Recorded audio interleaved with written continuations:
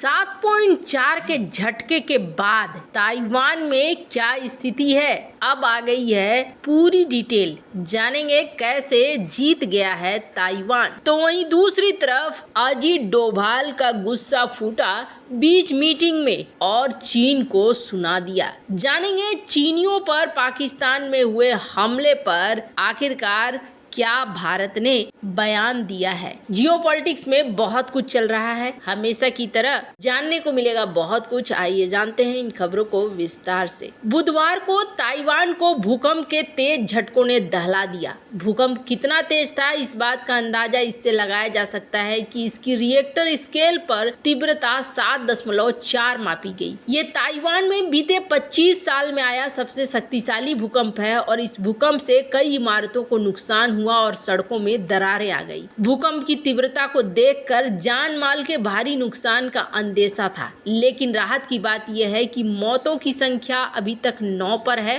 और इस तीव्रता के भूकंप पर दुनिया ने जहां भारत, चीन, नेपाल, ईरान में जिस तरह की भारी तबाही देखी है, उसके मद्देनजर ये कहा जा सकता है कि 10 से कम मौतें ताइवान के लिए एक बड़ी कामयाबी है। नॉर्थ ईस्टर्न ग्लोबल न्यूज से बात करते हुए ग्लोबल रेजिलियंस इंस्टीट्यूट के निदेशक एल्ड्रिच का कहना है कि ताइवान के घनी आबादी वाले क्षेत्र में तेज भूकंप के बावजूद दर्ज की गई मौतों की संख्या उल्लेखनीय रूप से कम है। ये देश आपदा की तैयारियों के क्षेत्र में किए गए काम को दिखाता है। उन्होंने कहा कि हम यहाँ जो देख रहे हैं वो टॉप डाउन और बॉटम अप गवर्नेंस कल्चर का कॉम्बिनेशन है, जिसने मरने वाले की संख्या को बेहद कम रखा है। सरकार ने लंबे समय से भूकंपीय जोखिमों से खतरे को पहचाना है, कई तरह के उपायों में निवेश किया है। इसमें खास तौर पे सख्त बिल्डिंग कोड का जिक्र किया जाना, जिसने बहुत सी जानें बचाई हैं। आपदा तैयारी में टॉप डाउन के तहत अधिकारी बिल्डिंग कोड को अपडेट और लागू करते हैं। इसमें इमारत में भूकंप की स्थिति में कैसे लोग निकले, इसको प्लान में शामिल किया जाता है। इसमें निकासी, आश्रय, भोजन और पानी के वितरण के अलावा भूकंप की स्थिति में अस्पताल और चिकित्सा कर्मियों की पहुंच को परखा जाता है। बॉटम अप का अर्थ है समुदाय का एक साथ काम करते हैं, एक दूसरे पर भरोसा करते हैं, झटके की योजना बनाते हैं। इसमें भूकंप के बाद निकासी की योजना बनाना, ये तय करना कि किसी अपने स्थानीय जरूरतों के आधार पर मदद की जरूरत है।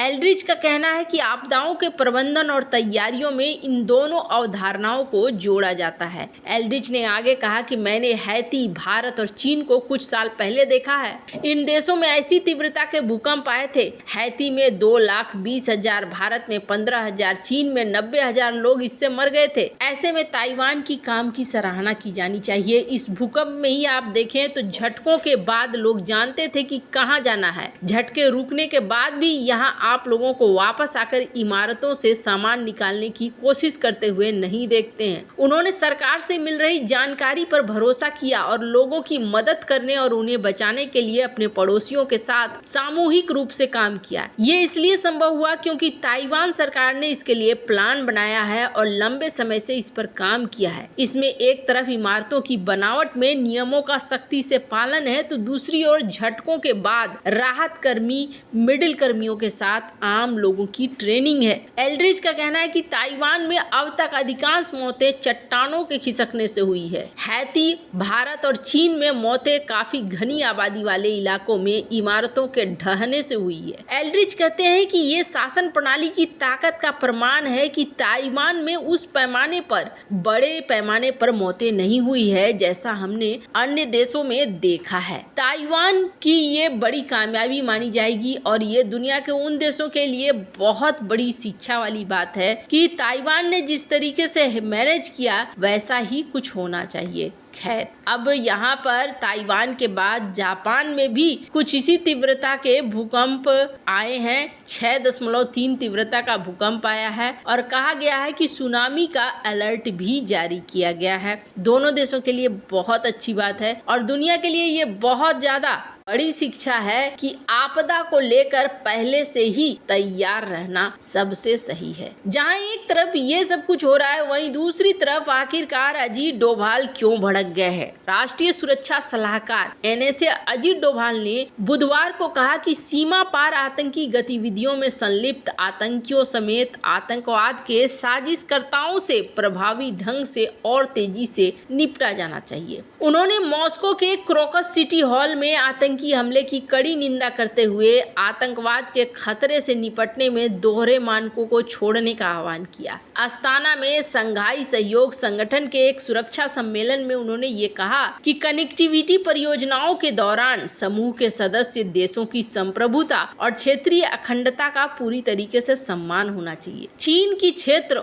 और सड़क संपर्क पहल को लेकर चिंताओं के बीच उनकी ये टिप्पणी सामने आई है। डोभाल ने विभिन्न आतंकवादी समूहों को पाकिस्तान के निरंतर समर्थन के बीच अपनी टिप्पणी में आतंकवाद के प्रायोजकों, वित्त पोषकों, मददगारों को जवाबदेह ठहराने की आवश्यकता को भी रेखांकित किया। कहा जाता है कि डोभाल ने एशिया क्षेत्र में लश्कर-ए-तैयबा जैसे मोहम्मद, अल-कायदा, उसके सहयोगी संगठन ISIS समेत विभिन्न आतंकवादी समूहों द्वारा उत्पन्न खतरे का मुद्दा उठाया। उन्होंने कहा कि भारत दूसरे देशों के साथ व्यापार और कनेक्टिविटी बढ़ाने के लिए प्रतिबद्ध है। उन्होंने जोर दिया कि ऐसी पहल एससीओ सदस्य देशों की संप्रभुता और क्षेत्रीय अखंडता को ध्यान में रखते हुए होनी चाहिए। ये टिप्पणी ऐसे समय में आई है जब चीन के क्षेत्र और सड़क संपर्क पहल को पारदर्शिता की कमी और दूसरे देशों की संप्रभुता का उपेक्षा करने वाला माना जाता है। NSA ने 22 मार्च को मॉस्को के क्रोकस सिटी हॉल में हुए आतंकवादी हमले की कड़ी निंदा करते हुए उन परिवारों के प्रति संवेदना व्यक्त की जिन्होंने अपने प्रियजनों को खो दिया। डोभाल ने रूस के NSA पेत्रुसेव को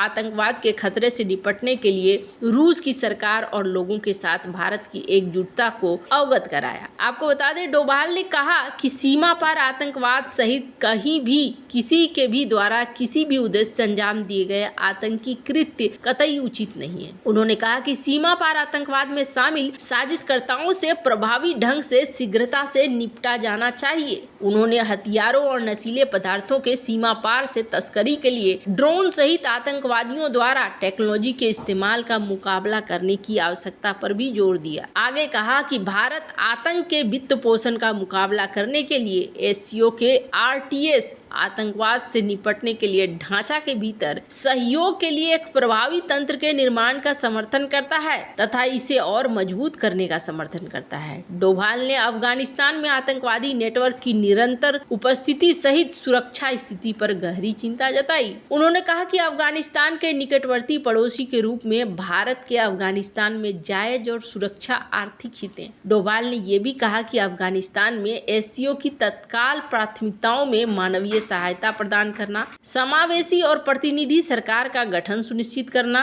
अजीत डोभाल ने ये साफ कर दिया कि चाइना के नागरिकों पर जो पाकिस्तान में हमले हुए हैं और जिस तरीके से रूस में हमला हुआ है, दो अलग अलग चीज़ों को नहीं लिया जा सकता है। जैसे कि अक्सर देखने को मिलता है, चाइना वीटो पावर लगाकर UN में कई बार कई आतंकियों को बचाता है। यही वजह है कि यहाँ पर एससीओ मीटिंग में ही अजीत डोभाल ने इस पूरे मामले को साफ कर दिया। वैसे आपको क्या लगता है इन सब मामले में, आपकी क्या राय है? कमेंट कर जरूर बताएं। जल्द मिलते हैं अगले वीडियो में नई खबर के साथ।